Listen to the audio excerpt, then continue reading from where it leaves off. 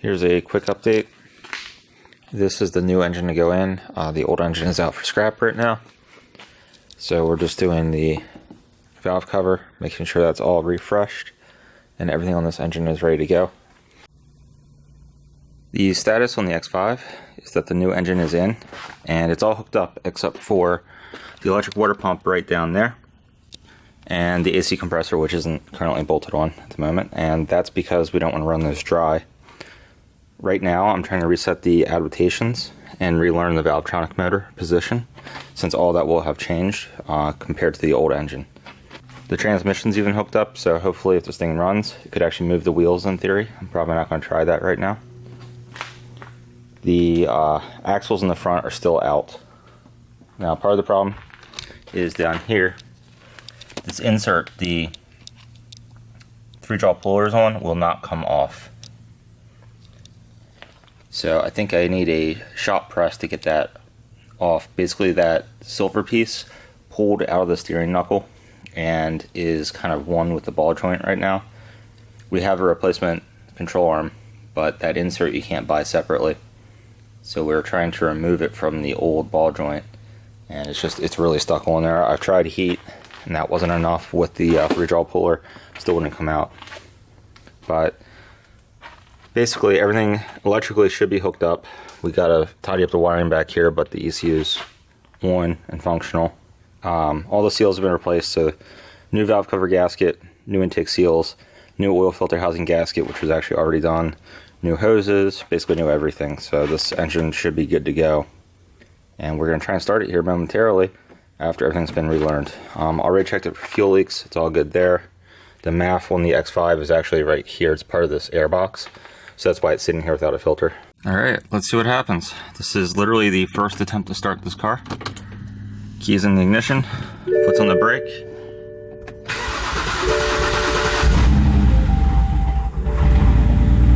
Runs. Okay, so we're not worried about that. Half check engine light, we'll check that. Pretty quiet actually. That's all the stuff that's not connected right now.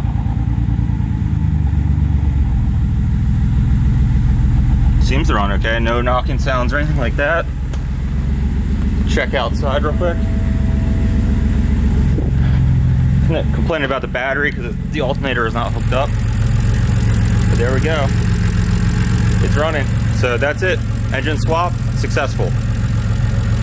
Got some oil burning off too. I got the insert off this sleeve for this control arm. So I had to use a 3-jaw puller that you probably saw in the previous clip here. And then I had to take this pickle fork and drive it down there with a 4-pound mallet right there.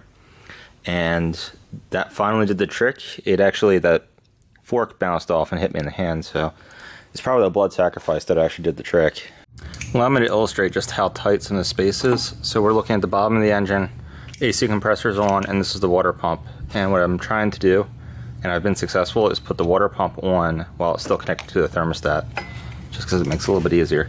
So if we come underneath this water pump, there are screws right up there.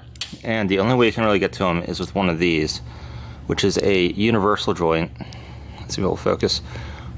With an external Torx on the end. So it's all integrated, it's not separate. So with that, I don't know if I can do it with one hand, but it goes up there about like that. So yeah, it's on. And you can see it. And it's kind of woven right in between here. But that is the only way that you can actually get up there. And there's a few bolts in this vehicle that are like that. This one up here with the thermostat in place, so you can see the thermostat housing here. That's also one of the only ways to get there. You could probably get there with some other tools as well. And what I usually do is I wrap these in electrical tape so they don't bend. But that allows me to get right in there.